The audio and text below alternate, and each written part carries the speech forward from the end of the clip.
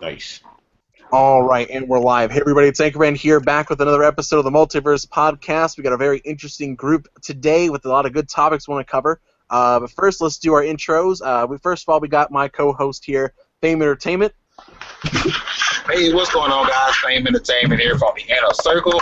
Make sure you guys the game news from TickGN.com, and make sure you join our Facebook group at Hard Knock Gamers. Have great gaming discussions with great gamers.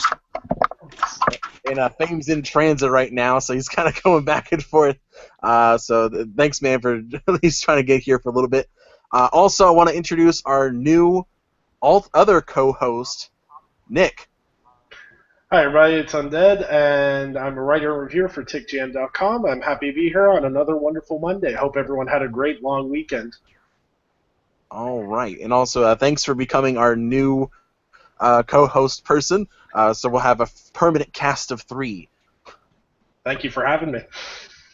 All right, and we also have a guest today, a.k.a. Roma Death, a.k.a. Tony Polanco from Throwdown Podcast. Hey, what's going on, people? Thank you for having me on. Yeah, holidays, not much going on. I was like, hey, let's do this gaming podcast. And I just want to say, Hail Hydra.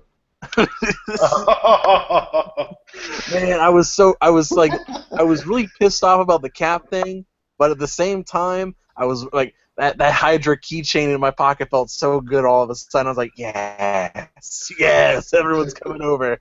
Oh, man. All right. Oh man, that was so hilarious. So dumb. What was it? Anyway, we got a lot of topics to talk about today. We're gonna try to keep things kind of light and mobile. So first things first, I want to talk about Scorpio. While it's kind of hot and fresh right now, the thing with the Xbox Scorpio is that there's this rumor floating around, because everything, you know how it is before E3, everything's still rumor status. Everyone's just kind of throwing things out there, see how it works. And there's this rumor floating around currently about a new Xbox floating around that might either be released, or not released, but announced at E3 or later in the year or even next year, something like that. And there's crazy stuff like 6 teraflops or whatever that is, and all these like crazy specs. And it's getting a lot of attention because it would be potentially stronger than the rumored PlayStation Neo. So there's a lot of questionable stuff being floating around there. People are kind of excited about this, but I kind of want to get your everyone else here their kind of thoughts on Scorpio. First of all, do you think it's credible? And second of all, what do you think this would mean for the community at large? And let's start with Undead first.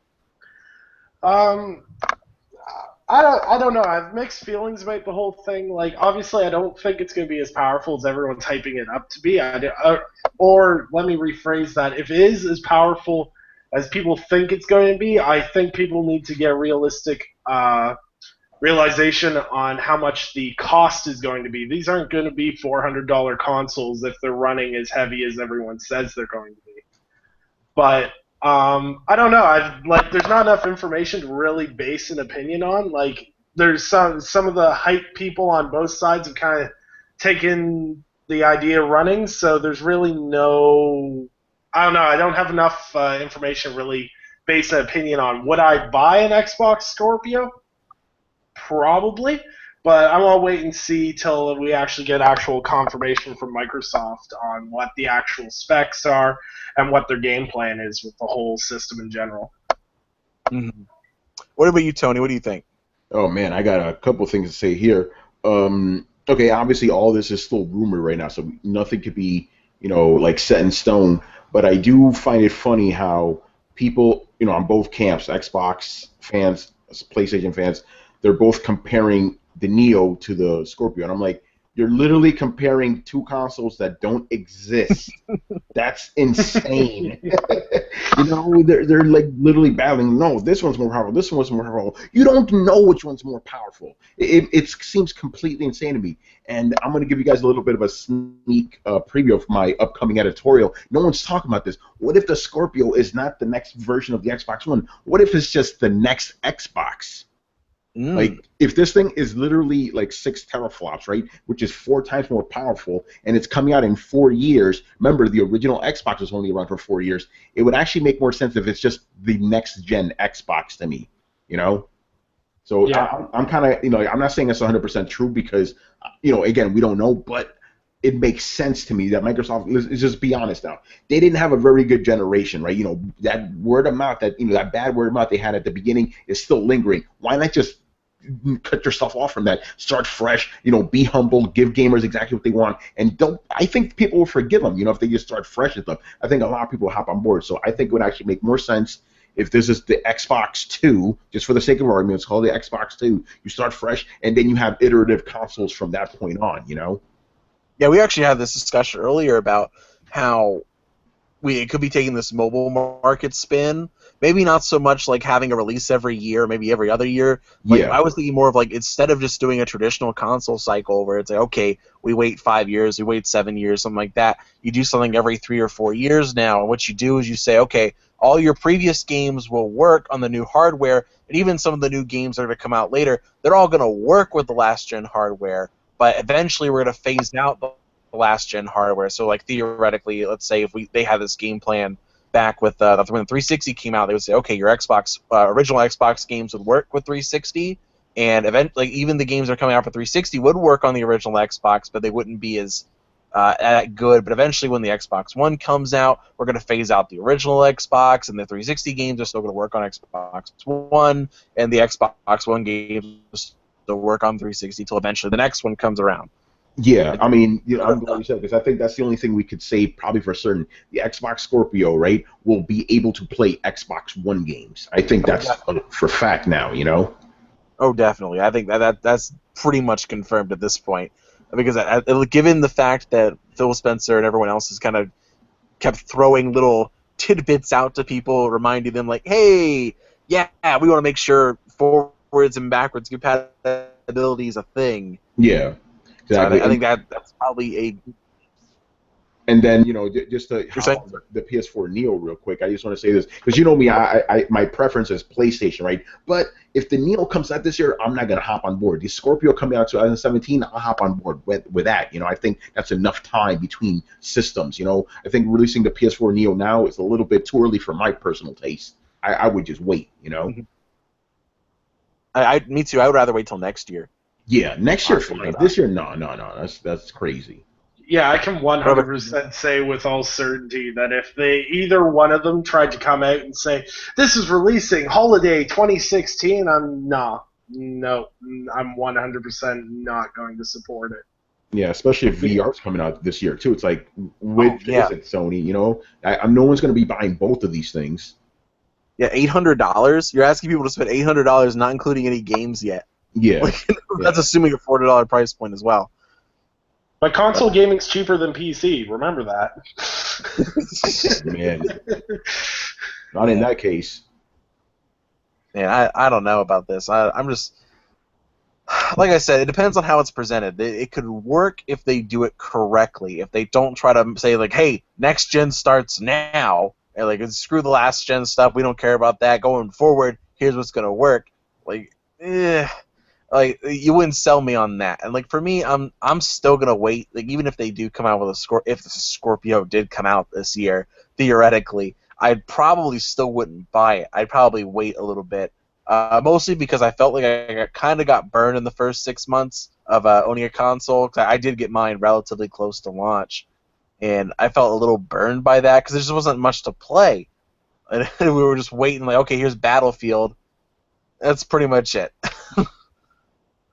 And it's like I'm not gonna do that initially. I'd rather just like, okay, I'll wait 6 months to a year for a price drop first, and then I'll play some of the stuff that's still coming out. Yeah, I mean that's the thing people don't like talk about. It's like you don't have to buy it right away. You could wait. Yep. Yeah, I actually I didn't adopt my Xbox One until I think it was a year and a half in actually. And I picked mine up used off of Kijiji for $150 with 4 games. So that's always been a great investment. Now I'm doing the Kijiji hunt. I just missed out on a PS4 for $225. So I'll keep hunting until I can get myself a PS4, and then, if they come out with new consoles next year, I'll have them by 2018 then probably. Yeah, so kind of waiting on that. We'll let Fame hop back in here whenever he gets a chance. He was in transit on the way over, so we're trying to give him give him some buffer room to get back in the podcast. Yes. Yeah. So just kind of going into something else while we have the opportunity, I want to talk about X-Men Apocalypse for a little bit because since Fame's not here and he hasn't seen it yet, we're not going to go into really any spoilers. We might go into what would be considered mild spoilers, but nothing that wasn't really shown in the trailers. So if you've seen the trailers, you know a good chunk of the movie anyway. I want to talk about just general thoughts. Tony, I know you've seen it. What would you give it on a scale of 1 to 10, 10 being the best, and kind of why? All right, I would probably give it like a 7 out of 10. Cause I felt this movie, you know, I was entertained by it, but it definitely wasn't as good as the last two X-Men movies. Definitely better than those trashy, you know, like middle X-Men movies, you know, X-Men 3 and Origins, right? Better than those, but that's not really saying much.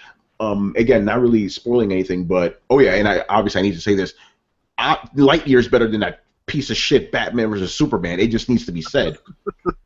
But my problem with the movie was, you know, because when I left the theater, I'm like, you know, this movie was good, but it was lacking some. You know, I had like a weekend to think about it. I think I wanted a little bit more character development. You know, it seemed, and the movie didn't feel rushed in any way, but it seemed like nobody really got like a lot of shine like they should have. And I'm wondering if that was maybe because we already got character development from them in the last couple movies, but even then, that would not really be an excuse for that. It's like you had Apocalypse, right? Who was easily the most powerful, most threatening villain they've ever faced. He actually threatened the entire world. No X-Men villain has done that in these movies so far.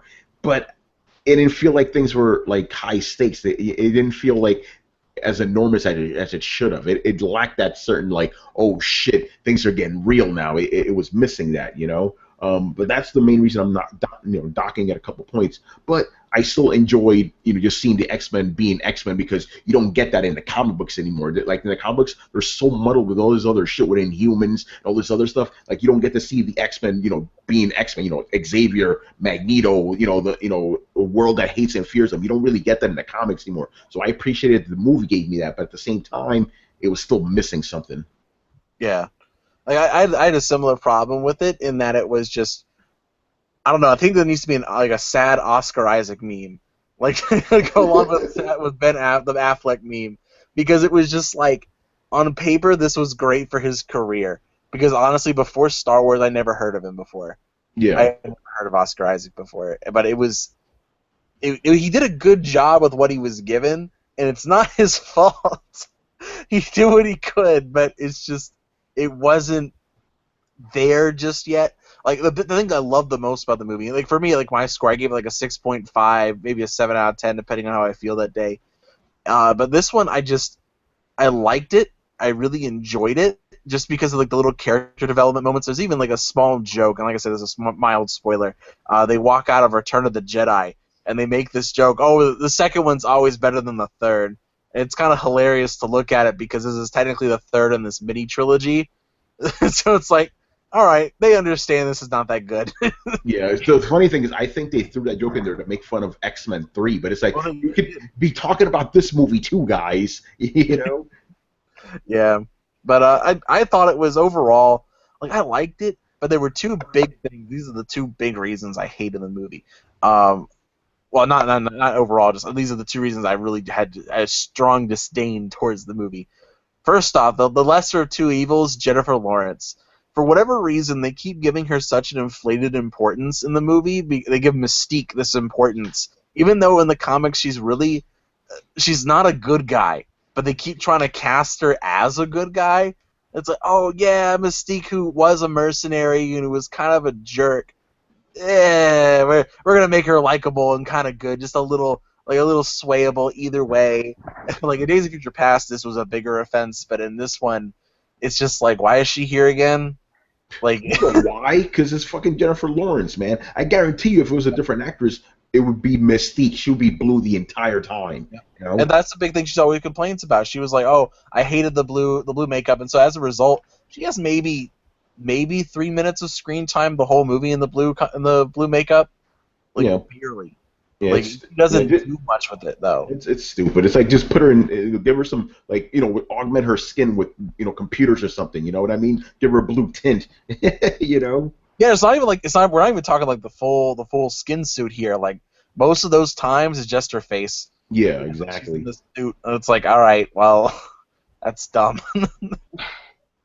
Yeah, it's, But yeah, it's little stuff like that that always annoyed me about it. And so that was my big thing with the movie. And the other one is Olivia Munn. She is by far the worst actress, and there's really no excuse for it because she's not like a wrestler or something like that. Where like this is some sort of side thing. She has experience of being on TV. She has experience of some kind, but it's like this one they gave her like 3 lines to say, and she just stood there. And it's like, all right. You could have been first of all, like with Psylocke, she's just kind of there. It could have been any other horseman. It didn't really matter. She didn't really contribute anything either. But but then like Olivia Munn just felt like this was kind of like phoned in. It's kind of like watching Dave Bautista try to be Drax, but where Drax, is on purpose not supposed to be able to take metaphors and all that kind of stuff. And so his dry acting is hilarious because it fits the character. This is more just like watching sandpaper. yeah. Thankfully, she didn't talk too much. Yeah. At least in that regard. Yeah, but no, I agree with you. She was pretty terrible. But it's Olivia Munn. What were you expecting? Yeah. Oh, and Morganism just made up a good point in the chat. He said, "Mutant and Proud spends the whole time as Jennifer Lawrence." Yeah, it's ridiculous.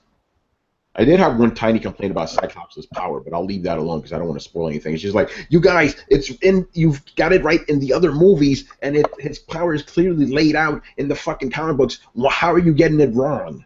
Yeah. But again, I can't. I'll say it after the show. I can't spoil it. But it's like, come on, really? Concussive beams, not laser beams. God damn it. That's all. Yeah, so we won't really talk about it too much, but yeah, I gave it a 6.5. Tony said he gave it a 7. So are you actually looking forward to seeing this movie now, Nick? Well, you know what? To be really honest, what you found, awful about it is why I'm already going in expecting to be awful. So I'm taking my wife on Thursday, so I'm sure I'll tweet about it. I'm sure, but yeah, Olivia Munn just why? And that's the good thing. She's not in it that much, at least that much. But it was so sad because I watched it with a friend, and he was saying like my brother loves Psylocke, and he was like, I'm like, he's gonna be so disappointed with this movie. Like they don't even talk about her telekinesis or her telepathy. They don't talk about it at all. It's just like, okay, here's an energy sword. Yep, that's pretty much it.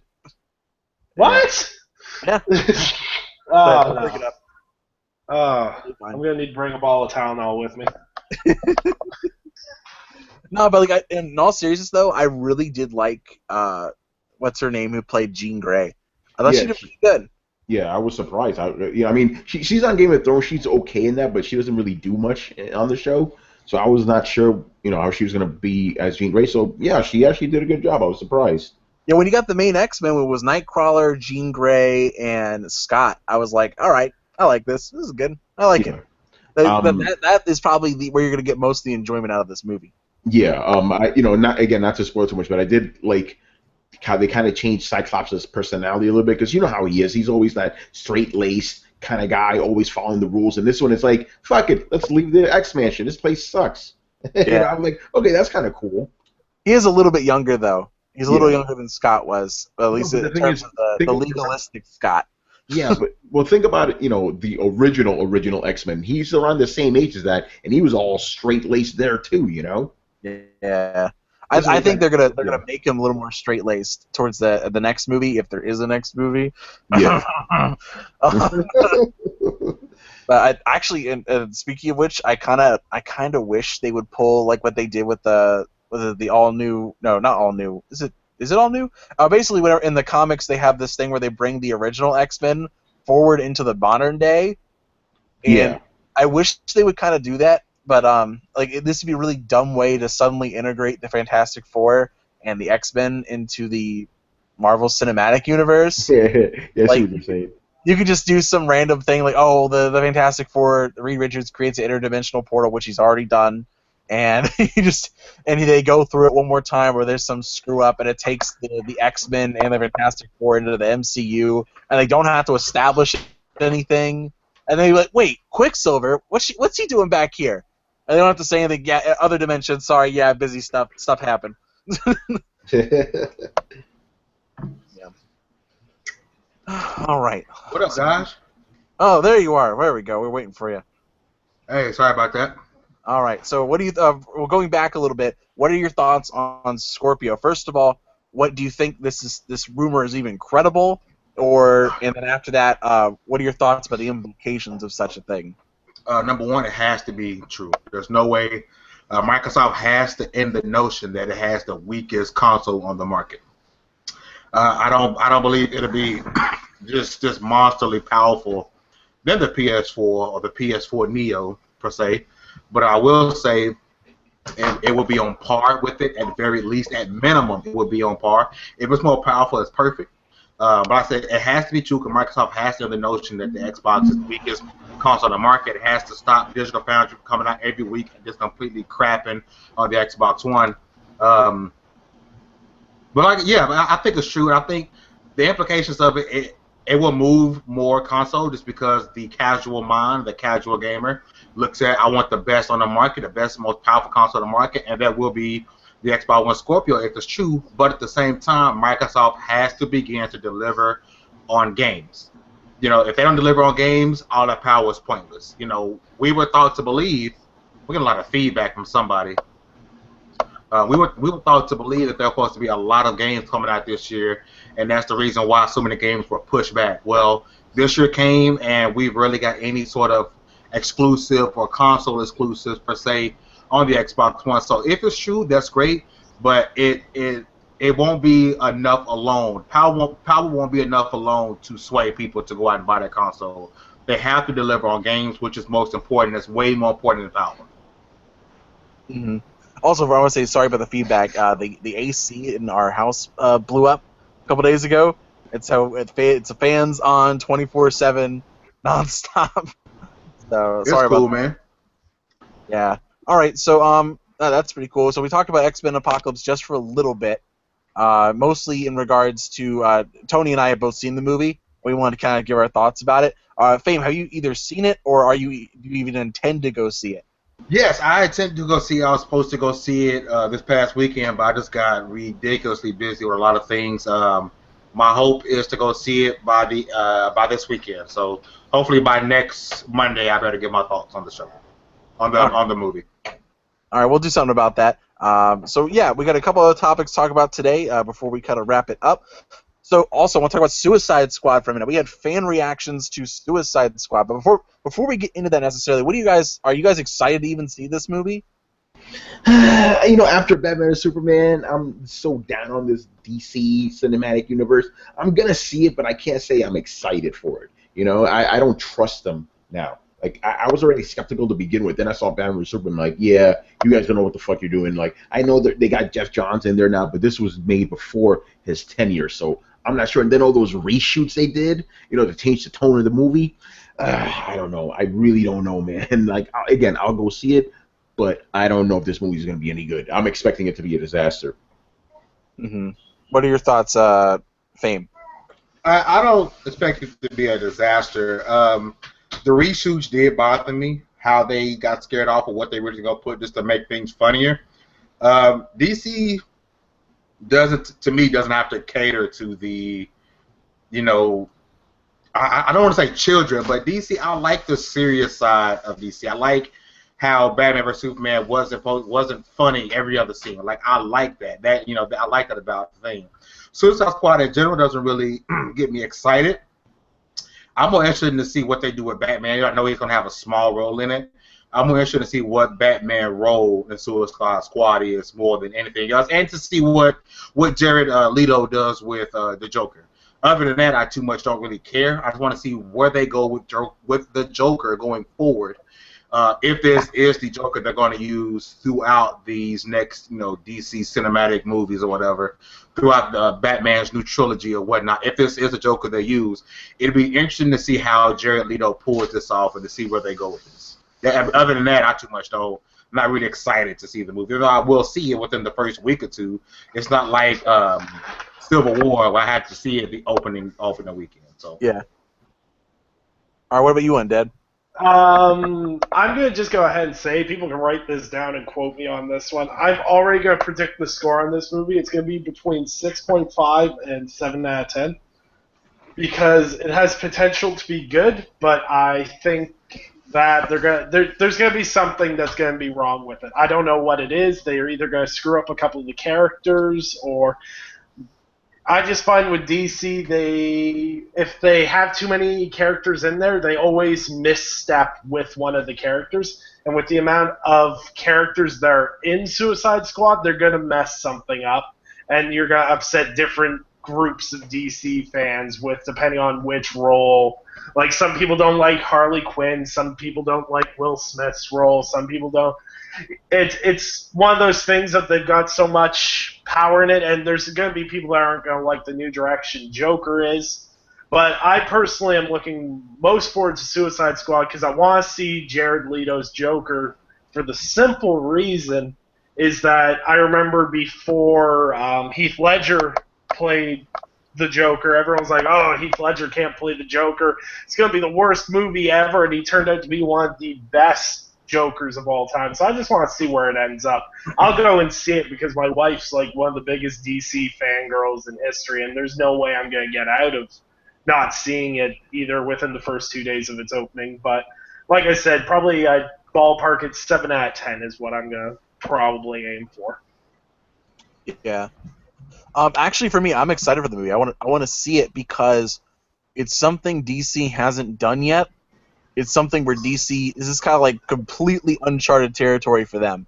They've always relied on their big names, and Suicide Squad is basically a new IP. This will be their Guardians of the Galaxy, where nobody's heard of these guys in terms of popular culture-wise. I guess we've heard of them because we read comics and junk, but it's a big deal because I want to see, this is world building. This is world building the movie. Where it explains, okay, how the criminal underground will work, the role, how everyone else is, and I'm looking forward to that. I wasn't like a huge fan of Suicide Squad going into it, so I'm like, I'll take it as I come. Like I said, for me, it'll be just like Guardians of the Galaxy, where I had not read anything from Guardians until after I saw the movie, because the movie just won me over so much. But I want to see how it's gonna work. I need to see it, so I'm excited for the movie. But we had fan reactions come out just a couple days ago. And first, I want to say this: fan reactions do not base anything off of fan reactions because fan reactions are almost always positive, every single time, and there's no way to really prove it either way. For example, Deadpool had early fan reactions like a month in advance. Everyone said it was a perfect movie, and it was a really damn good movie. Then you had Batman vs. Superman come out, and everyone was like, oh my gosh, this is the best movie ever, perfection, and we know how that turned out. And so after that, well, it's really hard to judge and say this is the best. But I'm going to give you guys some of the tweets that came out from the fans who did get to go see it. Let's see. First things first, let me pull up some here. So yeah, let's see. First one is, got to watch an early screening of Suicide Squad. It was actually pretty great. Suicide Squad today met my expectations. Can't wait for actual release. I recommend everyone go see Suicide Squad in August. It is a pleaser. You will be surprised. Got out of test screening for Suicide Squad. Listen to this. This is the movie that should have launched the DC Extended Universe. Perfection, filmmaking, breathtaking. Okay, calm down. Yeah, that's what happens. That's what happens when you let the director watch his own film. No, okay. Actually, that brings me to a point. Now that you mentioned that, I was watching this video, and they were talking about when they showed the movie for the first time for Batman vs Superman in particular. They showed this clip, and it was Zack Snyder addressing the audience saying, hey everybody, this is the movie. We all put a ton of work, a ton of hours into it. We did all this work for it, and it just go into it with an open mind. All this, like all these caveat things, trying to guilt you into this is gonna be a good movie, and then played the movie. And so I was thinking about that, and actually, when I went to go see X-Men Apocalypse, I noticed it. I don't know if it's played for you, Tony, in particular. They played this little thing, and they had the actress who played Storm was on there saying, so Yeah. many people put a bunch of work into this movie. It was such a big deal. Please enjoy the movie, but remember to support the people behind it. I'm like, this is not a good sign. Yeah, I remember that. That was weird. I was like, what's going on here, man? Like, I feel like that's a pity call, and normally something that scares the shit out of me when it comes to this. But yeah, just complete side note. So there's a couple other ones that came out. Scrolling through them. Saw a free screening of Suicide Squad last night. Movie was amazing. All the characters were played incredibly well. Recommended. Some guy just left a smiley face as an emoticon. But like the big thing I'm looking at is I want to see how Jared Leto does as Joker, because I do not trust it. It's a little too raw, but it's a post Heath Ledger Joker, and I feel like from now on everyone's gonna keep trying to top that, and like they're not gonna make it their own thing. But like, how can we make Joker even crazier? Let's give him a grill. Let's let's just start putting caps on his teeth. Like, all right, that's a little different. But so one person asked someone else, and so this is the only thing we got about Joker in particular. They said, "Is Joker amazing? Well, that's on everyone's mind, or should we find out on our own?" And this guy said, and this is a very interesting response, that everyone's going to have their own opinions on this version of Joker, but I think he fits the movie's aesthetics. So wait, so what they're saying is they're not saying he's a good Joker, but he fits the movie. Yeah. That's a little Could be like nerve-wracking. I think Lex Luthor is the same kind of character where it's like, this isn't Lex Luthor, but he kind of fits the movie. You need some kind of manic personality, but it's not Lex Luthor. Okay, no, you know what? I still can't get over. No, that was one of the things I found wrong with Batman versus Superman. Like, I could not. Oh. Yep. Casting is so important in these movies. I'm gonna reel it back to, you said the actress that played Storm did the spiel at the start of the movie. I really think that a lot of these, because we've seen such an influx of superhero movies over the past, say, 5 years, maybe 5 years. And with all the superhero movies going out, there's certain expectations everyone goes in with, and expectations are usually insanely high because when you appeal to a nerdier or geekier community, I'm going to say, like, comic book fans are some of the hardest people to please. But by telling people, well, we worked really hard on this, so you should like it, that doesn't mean I'm going to like it.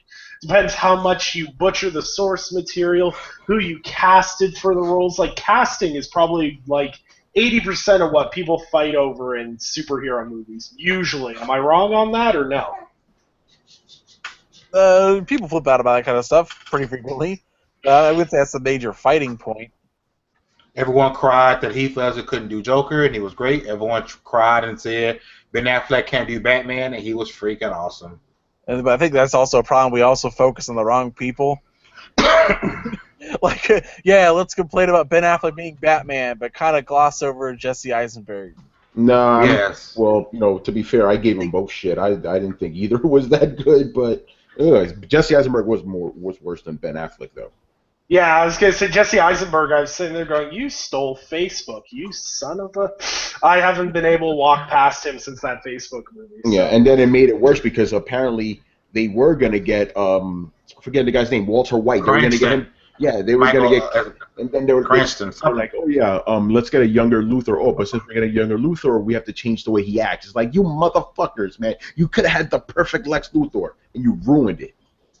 You know what? The first time I ever watched Breaking Bad, I was sitting there, I'm just like, man, if they ever want to bring Lex Luthor into a movie, they should use this guy. And they're like, oh, we could do this, but we're going to go younger, and obviously we're going to, use Jesse Eisenberg. I'm like, okay, so what's honestly next? Are we gonna start casting like Seth Rogen into superhero movies too now? He Or was Green Hornet.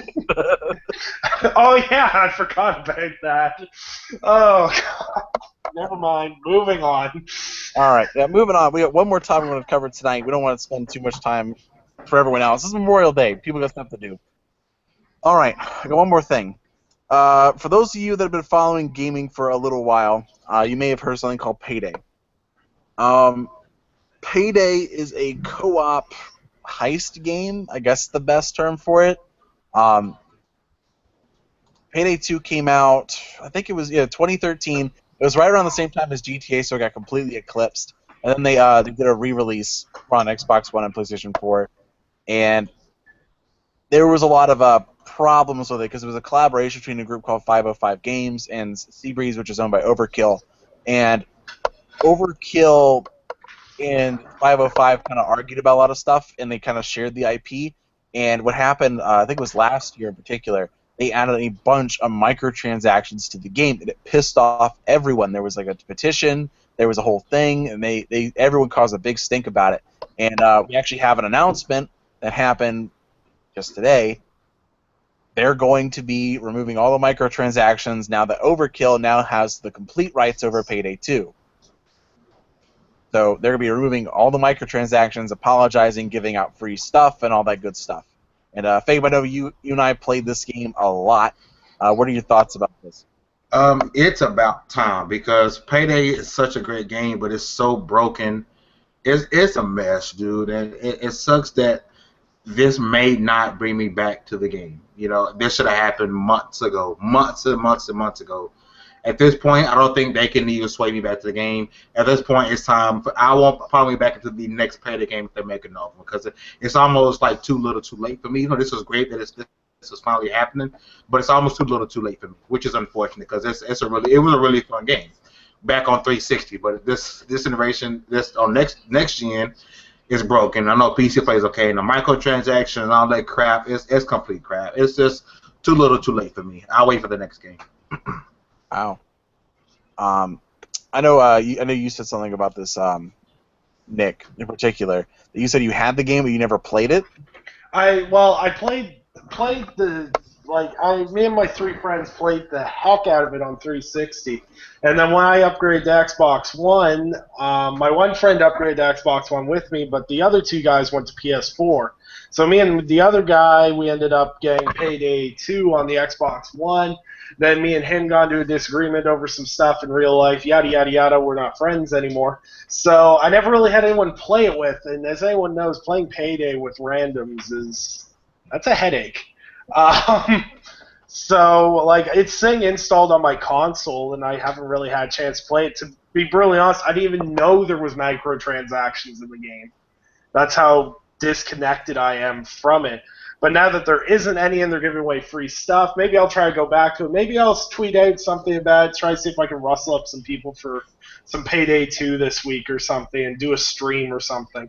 Because I really love the game. The game is fantastic, and it's a shame that 505 kind of seemed to have cornered Overkill into doing this, but it's kind of the thing that everyone does right now. It's the same thing back when there's the huge drama about supply drops in Black Ops 3 and Treyarch's coming out and saying this isn't an us thing, this is an Activision thing. There's not a lot we can do about it. We hate it, but it's a necessary evil. So good for Overkill for, 100% owning the IP and taking it in the direction they want to. Now give us Payday 3, and everyone will forget about what happened to Payday 2. Mm-hmm. Yeah. What about you, Tony? You ever played the game? You ever cared? Nope, don't care. it's like a multiplayer only game. Not really into that stuff, so I don't really have any opinion on it one way or another. I guess it's good that they're not gonna have all this nonsense you guys were talking about. So that's good for the fans. But yeah, personally, don't care. Mm-hmm. I mean, I care about it. I'm glad they finally got control over it. It really did taint it for me. I'm not sure I'm even gonna go back. I mean, I got plenty of games to play, and like I love Payday 2, but it's not gonna bring me back. They got to do something drastic. Like I don't know what they would. I don't know what they'd be able to do to get me back on. And it's just kind of up to them. They kind of lost faith in the community there, and so it's like, well, oh what? I don't know what to I do. think if they want to bring people back in, what they need to do is they need to launch some more free DLC, like launch some new maps, some new heists, make people want to come back and play it. Because what I found that kind of sucked with Payday, especially back on 360, was you're very, very, very limited to what you can do. Because it's like, well, I want to level up and I want to unlock stuff, and I want to make money. Well, there's only 2 real jobs that do that. I know on the Xbox One and PS4 versions, they've added a ton more than what was on 360. But if you really want to bring people back, free DLC makes people come back. Like, I reinstall GTA 5 for a week or two every time there's a new DLC pack launch, because it's like, oh, I'll play with this with my friends for a week, and then it'll go back on the shelf. It's just one of those things. Free DLC will get people's attention, and it may draw people back in. But it may not. Who knows? Yeah, well, who knows? I mean, it's just kind of one of those things. Like once you lose the respect of the community, it's kind of like almost impossible to get back. And it kind of sucks that we're not. It's like a blessing and a curse in that regards that we don't give anybody a second chance, but they also don't deserve a second chance. Like the thing is, if we suddenly change it so we'll give everybody a second chance, people will exploit that. The bad publishers will do so. But when the good ones, we still can't give them a shot, and so it's a very strange thing. Like some developers, we do give a second chance, but it takes a long time to get that back. Like after the whole Horse Armor DLC thing with Bethesda, people were still pissed off. They didn't trust them for anything, but it took a long time. Either then Skyrim came out, they had Fallout 4. It's like, yeah. See, I find people are really forgiving on some things and others. Like, I 100% understand why, say, Fame doesn't want to go back to Payday 2. I can understand how microtransactions will poison your experience, and I 100% agree with that. But people that bought Destiny day one and then bought all the DLC and all the expansions, mind-blowing. Like, I felt burnt on Destiny, and I paid $9 for the vanilla copy, and I felt ripped off.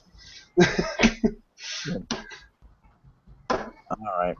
So, anything else you guys want to add to tonight before we wrap it up? Not really. I think we pretty much covered it. Yeah.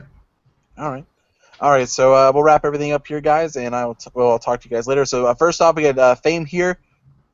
Hey, what's going on, guys? Fame Entertainment. My apologies about being super late. It's Memorial Day, my niece's birthday, so I just completely lost track of time. I will be on time next week. My apologies. Make sure you guys check out my channel, man. Go smack that subscribe button, like all of my videos, or dislike them, whatever you choose. Make sure you guys go to our website, tickgen.com, for all of your game news. And make sure you guys join our Facebook group, Hard Knock Gamers. All right. And we also had our guest on tonight, Tony. All right, thanks for having me on. So if you guys want to check me out, make sure to go to my Twitter at Romudeth, ROMUDTH. You can see the stuff I do with the Throwdown podcast, my stuff on the Coalition, Geek.com, and PC Mag. And you definitely want to stick around to see my coverage at E3 in a couple weeks. Gonna meet Anchorman for the first time, so definitely looking forward to that, man. So yeah, once again, man, thanks for having me on. Always a lot of fun being on here. Yep. All right. And also we have our new co-host on, Undead.